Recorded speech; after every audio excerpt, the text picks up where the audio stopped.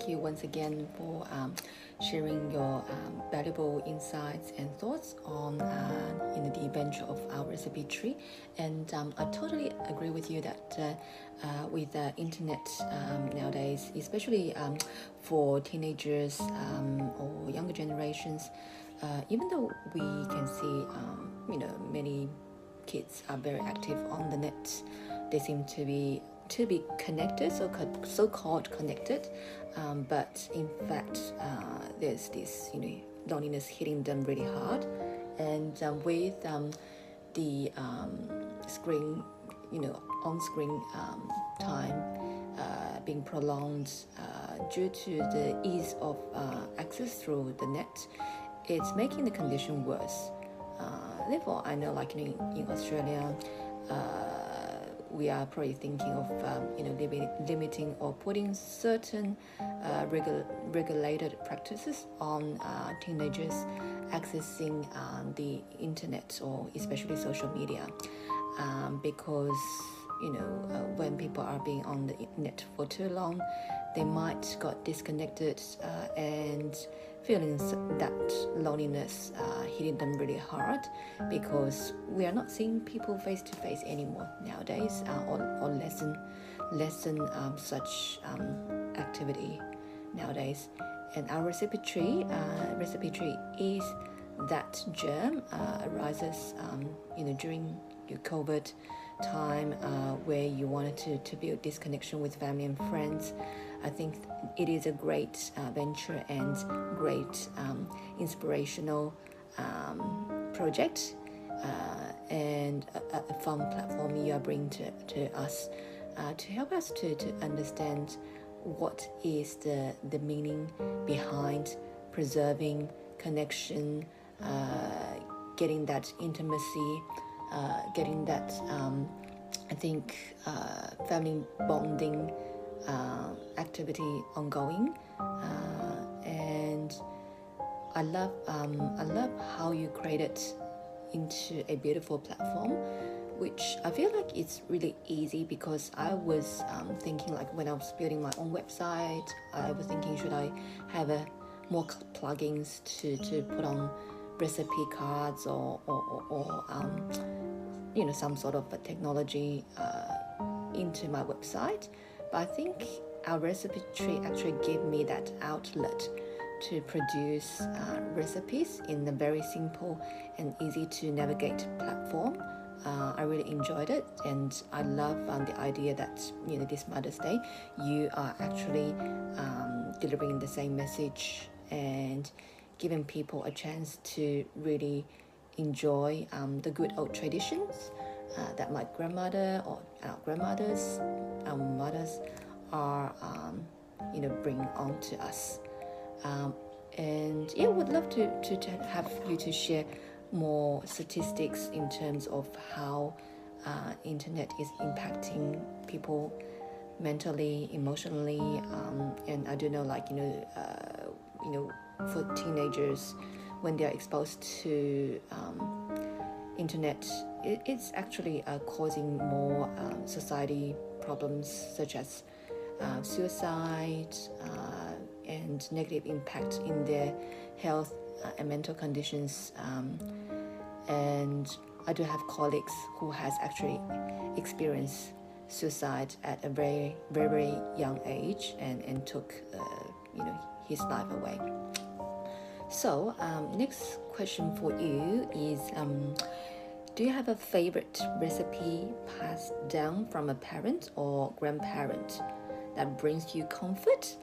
And what's the story behind it? Your turn, Annie. Hi, Jenny. Thanks so much for your question. Yes, I have a number of favorites, but one in particular that comes to mind is our butter tarts. So in Canada, we had a tradition, and it was butter tarts. I'm not sure if you have that in Australia or not, but if you don't, you should.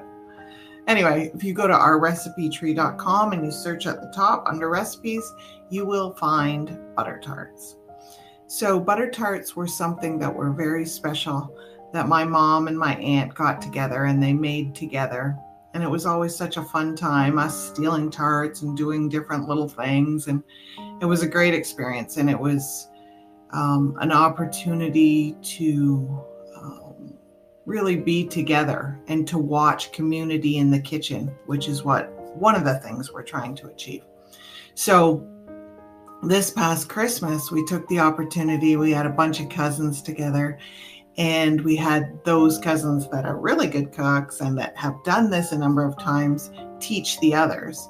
And we recorded it for our recipetree.com, and you can see it on there. And it's just such a blessing to be able to share that, not only with each other, but with future generations.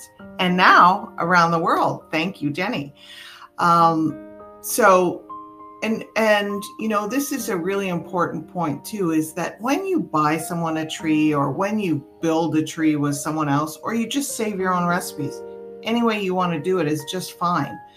But it's part of the benefit is that this is about community. And so I'm not the best saver, I'm not the best cook, but all of those things are so important to me. So I took project management skills and I took my tech skills, and that's why we're building it this way.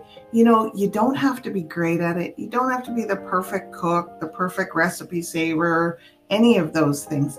This is about community and connection. We continue to say that, and we continue to support you.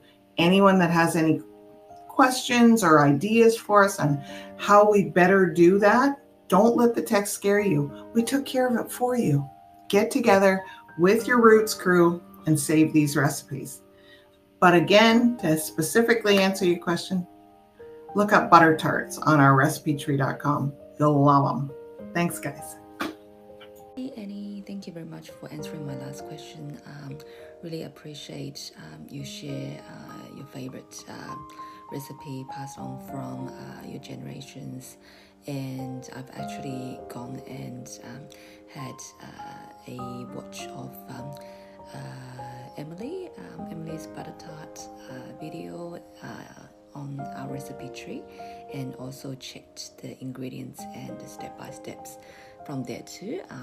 Really, I think it's a really fun recipe, and also let me learn something new about Canadian tradition. But in the video, they said they also made with the American way. I think quadruple the volumes of the ingredients. Looks really yummy, and it also taught us, how much engagement you need with your family members to make this collectively. And I love the way that all the ladies been there are working together, trying to remember the family tradition, and also I think everyone has their own parts and also contributions to the way to make the tarts. I love how in the video there are details about what type of say concealers paste you usually will be using, sultanas, how do you treat them, things like that. It does really bring a fun environment, and I think getting people together in the family to make a family traditional recipe together. And next question up for you. Actually, I want to, before I go to the next question, I really wanted to say that thank you for bringing our recipe tree into life with your project management skills, making everything easier for everybody, especially for me. I'm not a good cooker as well, so I would navigate our recipe tree more to be able to learn all different type of traditional recipes passed on from anyone's previous generations. I think it's a very good treasure for everybody around the world. And to the next question I have for you is, what advice do you have for moms who want to get toddlers or older kids involved in the kitchen early? Would look forward to your thoughts and advice on how we can encourage healthy family habits and bonding. I think you've answered quite a lot of them, but I think it in terms of to get the toddlers or older kids involved in the kitchen early. Yeah, I would love you to share your thoughts. Hi, Jenny. Thanks for the question. So let me preface this by saying I am not an early childhood educator, but I am a mom. My kids are adults now, and I'm a grandmother. So one of the things, it's simple, right? In cooking, there's always a concern of safety in the kitchen. So I think you can teach that very early on. But from a very young age, one of the things that my kids love to do, I think this is such a fun activity, because as a mom, as you're cooking, sometimes it's difficult to keep everybody happy and busy. So I would take 2 very big bowls or pots, one empty and one filled with water, and then I would give the kids a measuring cup.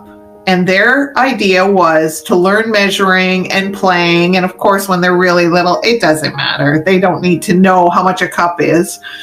And they would just put the water from one pot to the other. So I'd lay a towel out on a table or the floor, and they would play like they were making, like I was. So that was a great activity. And certainly as they get older, but you're still a little concerned about the stove or oven, again, you're constantly teaching food safety, not only cleanliness, but safety around the stove, etc. But in addition to that, as they get a little older, there's a real opportunity for measurement and reading. So these are all life skills. This is really how we should learn as children, and how we should teach as parents and teachers is life skills. So measurement, reading of ingredients and directions as they get older. But for the little guys, we love that activity. And it's just water. It doesn't hurt anything. If something gets wet, whatever. Lay down a towel, empty pot or large bowl, and then another one with water in it and a measuring cup to play like they're making as you're making. Okay, I hope that helps. Sharing your very thoughtful insights in terms of how you help your children to learn life skills through sharing some fun activities with them. The measuring cup game, I think I would say a bit of like a game or activity, is so much fun to teach our kids at a young age, not just only having fun, but imitating how you are making food, and most importantly is having the concept of measuring cup, even though they don't exactly know how much they are pouring. But I think it's quite fun for everybody and quite inspiring for moms like myself and fellow moms. I think I'll definitely try out with my little one the measuring cup activity, and I think it will teach her the concept of making food with us, the interactiveness in the kitchen, and just some life skills as well. And as you mentioned, of course, like as they grow, safety and also some other essential life skills are quite important. So this is how we should teach and learn with our kids. I think it will help with off-screen, like as well, like having more off-screen time for them, and then feeling the fun that they can have with their parents in the kitchen in real life environment, instead of on virtual environments. Especially it is what's happening nowadays. Too much virtual environments are actually killing the I think precious family time moments. And then the most traditional way of having fun is the most precious, I believe. So thank you for sharing that. And yeah, I know you're not an early children educator, but I think this is tremendously helpful for our audience, and so our fellow parents as well. And great to know that you are already a grandma. You look so young and glowy as a grandma, I should say that. And the next question I would want to ask, I've got on my list, is like our recipe tree is such a unique way to honor our culture and heritage. What's been one of the most surprising or touching stories you've come across from your community? So yeah, anything you wanted to highlight as an impact of our recipe tree? I know some of the best recipes have already been shared on our recipe tree from many contributors. So I would love to hear from you. Any behind the scene or any surprising, touching stories you've come across, from your community with this, launching of this platform and launching and sharing this platform and having people to participate on this platform. And I'm yet to try to put more recipes on. So just bear with me. I've been quite busy lately, so I'm looking forward to share more of our family recipes too. So here to you. I wanted to hear some touching stories behind the scenes. Thanks, Jenny. Thanks for the question.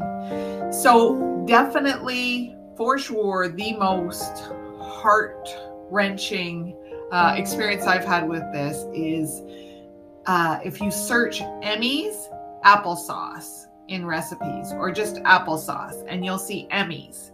That was my aunt, who is my mom's sister. And luckily, her daughters, my cousins, saved a video of her instructing us how to make applesauce. She's no longer with us, but there have been literally times where we got together and were able to watch her make her applesauce. I can't begin to tell you how precious that is. And that's exactly the type of thing that we're trying to save. There's other instances throughout our collection so far where people have passed, but we've been able to preserve not only their recipes, but the story around the recipe and what it meant to the kids and the family at large, or friends, colleagues, etc. But for sure, the most touching one to me is my Aunt Emmy's applesauce. So I just wanted to mention as well, Jenny, you said, I'll get back to adding recipes when I can. And that's an excellent point that I just want to bring out, that's exactly what this type of recipe archiving allows. So often people have told me that they work on a huge family cookbook project and everyone's got to work on it and they get everything put together and it's beautiful and that's for today.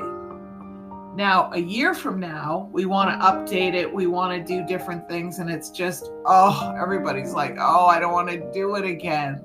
By creating this archiving system, which you'll see as you get further into it, our premium plans allow for you to create ebooks, which happen to be KDP ready, that you simply pull from your collection. I want to put this one. I want to put this one. I had that one in my last book. So it's not a constant recreation. It's a simple pulling from your overarching archive of recipes at your convenience to create whatever you want. It could be a dessert book, could be new, could be recipes since the last book, could be new versions. Simple. It's not an overwhelming process every time you go to undertake it. It's simple. You do it at your leisure, not when the project's initiated and then have to redo it all again. Okay, I look forward to your questions. Look up applesauce on our recipe tree and you'll see a video of my Aunt Emmy near the bottom. It's not a perfect video. We've gotten way better at that, but it's still very touching. Thanks, Jenny. Talk to you soon.